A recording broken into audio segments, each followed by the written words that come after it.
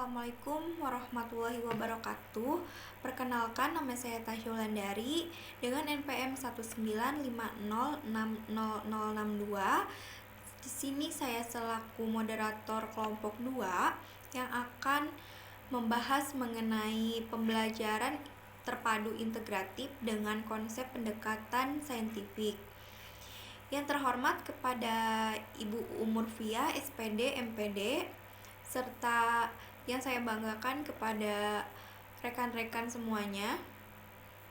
Sebelumnya saya akan memperkenalkan terlebih dahulu anggota kelompok 2. Yang pertama ada Nur Wulan sebagai pemateri pertama. Lalu ada Nurul Aini Handayani sebagai pemateri kedua. Lalu ada Elvina Rahmawati Suroso sebagai pemateri ketiga. Dan materi terakhir akan dipaparkan oleh saya sendiri. Pengertian pendekatan saintifik. Pendekatan adalah konsep dasar yang mewadahi, menginspirasi, menguatkan, dan melatari pemikiran tentang bagaimana metode pembelajaran diterapkan berdasarkan teori tertentu.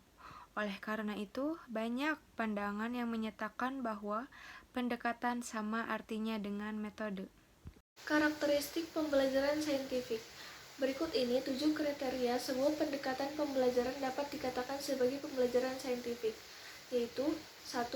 Materi pembelajaran berbasis pada fakta atau fenomena yang dapat dijelaskan dengan logika atau penalaran tertentu, bukan sebatas kira-kira, hayalan, legenda, atau dongeng semata. 2.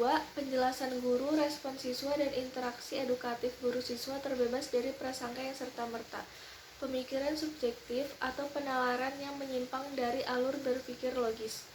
3. Mendorong dan menginspirasi siswa berpikir secara kritis, analitis, dan tepat dalam mengidentifikasi, memahami, memecahkan masalah, dan mengaplikasikan materi pembelajaran. Dengan pendekatan saintifik. Tujuan pembelajaran dengan pendekatan saintifik didasarkan pada keunggulan pendekatan tersebut.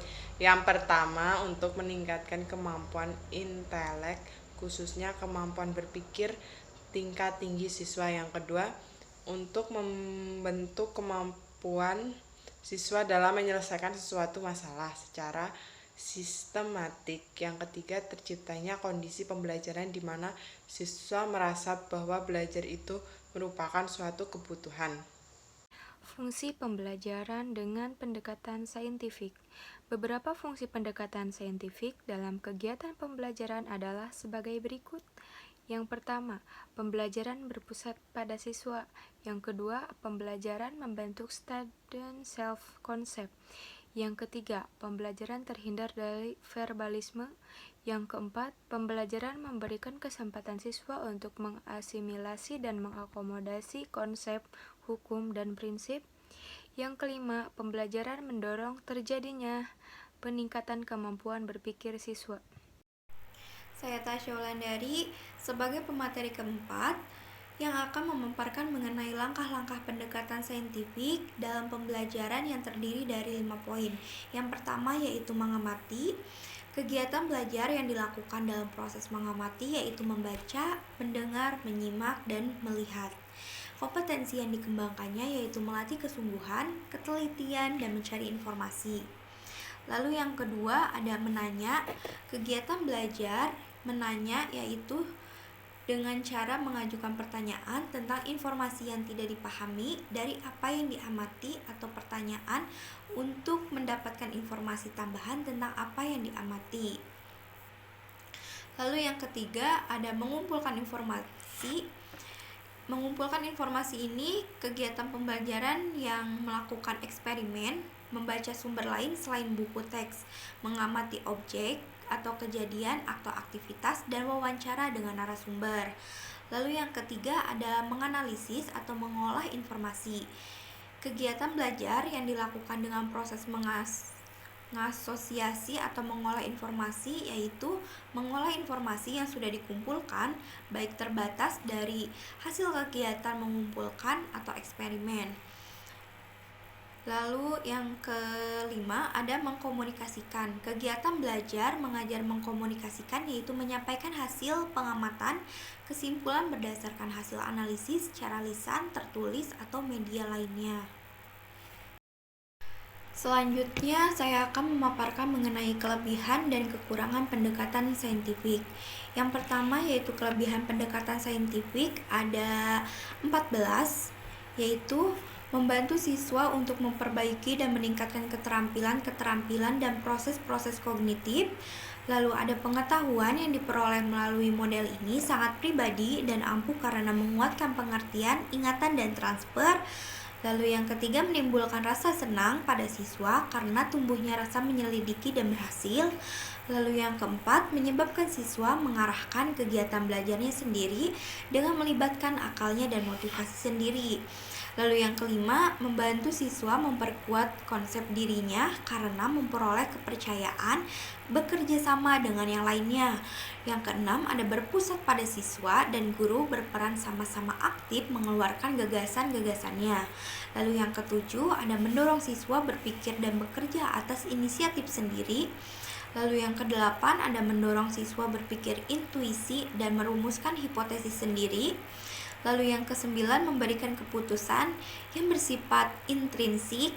Yang ke-10 situasi proses belajar menjadi lebih terangsang. Yang ke-11 proses belajar meliputi sesama aspeknya, siswa menuju pada pembentukan manusia seutuhnya. Lalu yang ke-12 meningkatkan tingkat penghargaan pada siswa. Yang ke-13 kemungkinan siswa belajar dalam memanfaatkan berbagai jenis sumber belajar. Dan yang terakhir dapat mengembangkan bakat dan kecakapan individu pada siswa. Selanjutnya, saya akan memaparkan mengenai kekurangan pendekatan saintifik. Yang pertama yaitu menimbulkan asumsi bahwa ada kesiapan pikiran untuk belajar. Yang kedua, tidak efisien untuk mengajar jumlah siswa yang banyak karena membutuhkan waktu yang lama untuk membantu mereka menemukan teori atau pemecahan masalah lainnya. Lalu yang ketiga, ada harapan-harapan yang terkandung dalam model ini dapat buyar berhadapan dengan siswa dan guru yang telah terbiasa dengan cara-cara belajar yang lama. Yang keempat, ada pengajaran discovery lebih cocok untuk mengembangkan pemahaman, sedangkan aspek konsep, keterampilan, dan emosi secara keseluruhan kurang mendapat perhatian. Dan yang terakhir, tidak menyediakan kesempatan-kesempatan untuk berpikir yang akan ditemukan oleh siswa. Terima kasih, sekian pemaparan dari saya. Selesai sudah pemaparan materi dari kelompok 2. Saya selaku moderator, mohon maaf apabila ada kesalahan dalam ucapan dan sikap.